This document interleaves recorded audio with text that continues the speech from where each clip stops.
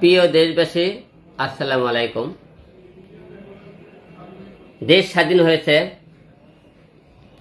খুনি হাসিনার পতন হয়েছে, স্বৈরাচারের পতন হয়েছে, আপনারা সবাই জানেন। আমরা জনগণ সবাই একযুগে মাঠে ছিলাম, ছাত্র সমাজ আমাদের পাশে ছিল, কারণ আজকে সবাই একত্র না হলে এই দেশটা স্বাধীন করা সম্ভব হতো না। কিন্তু আপনাদের সামনে যে জন্য আজকে আমি দুটি কথা বলতেছি, আপনাদের যত রাগ আমাদের খুনি হাসিনের উপর আপনাদের আছে, আমারও আছে, সবারও আছে। হাসিনের আমরা আজকে দেখেছি গণভবনে যে হারে আজকে লুটপাট করা হয়েছে। হাসিনের উপর রাগ আছে, হাসিনের শাড়ি কাপড় ব্রিফকেস টিটকেস যা সব অনেক নিয়ে যান, তাতে কোনো সমস্যা নাই।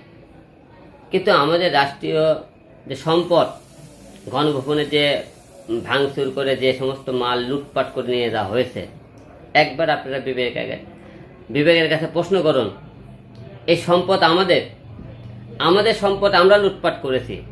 হাসিনের উপর রাগ আপনার শেখ মুজিবের উপর রাগ, শেখ মুজিবের আপনি ছবি অস্তিত্ব যা সব ধ্বংস করেন, তাতে সমস্যা নেই। কিন্তু রাষ্ট্রীয়ভাবে আমাদের যে সম্পদগুলো লুটপাট করা হয়েছে, এবং এই সুযোগে কিছু তৃতীয় পক্ষ লোকও কিন্তু অনেকেই সুযোগ নিয়েছে। পাশাপাশি অন্য অন্য জায়গার বাড়িঘর আগুন লাগিয়ে লুটপাট করে নিয়ে যাওয়া হইতেছে। এটা কিন্তু আমরা জনগণের কাছে আশা করি না, এবং আমরা সবাই চাই দিন শেষে আমরা ভাই ভাই, এই কথা ভাবতে হবে। আপনাদের সম্পদ যেগুলো লুট করেছেন, যে মালপত্র, একবার এখন চিন্তা করুন, এই সম্পদগুলো আবার ঠিকঠাক করে গণভবনে যে সমস্ত মালপত্র লুট করে নিয়ে যাওয়া হয়েছে, সম্পূর্ণ আপনার আমার টাকা। এইগুলো আবারও ওখানে পূরণ করতে আপনার আমার টাকা দিয়ে পূরণ করতে হবে। আপনারা শেখ হাসিনার উপর যত রাগ গাল, আপনি সব কিছু ধ্বংস করেন।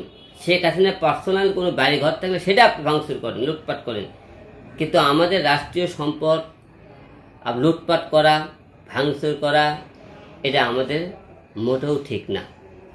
তাই প্রিয় দেশবাসী, আপনারা দেখেছেন ছাত্র আন্দোলনের সাথে ছিলাম শুরু থেকে লাস্ট পর্যন্ত। আমি কতটা লড়াই সংগ্রাম করেছি আপনারা সবাই দেখেছেন। কিন্তু অনেক মানবতা ফিরে কিন্তু মাঠে ছিল না। তাই আপনাদেরকে বলবো যে আপনারা রাষ্ট্রীয় সম্পদ ধ্বংস করেন না এবং কোনো লুটপাট করেন না। আমাদের দেশ স্বাধীন হয়ে গেছে, আমরা এখন স্বাধীন দেশে বসবাস করব, সবাই মিলেমিশে থাকব। এটাই দেশবাসীর কাছে আমি বিনীত অনুরোধ করব, দয়া করে আমাদের দেশের রাষ্ট্রীয় সম্পদগুলো ক্ষতি করেন না, কারণ এগুলো আপনার টাকা। সবাই ভালো থাকবেন। নতুন দিনের নতুন স্বপ্ন নিয়ে আমরা সবাই আগামীর পথ চলব। সবাই ভালো থাকবেন। আসসালামু আলাইকুম।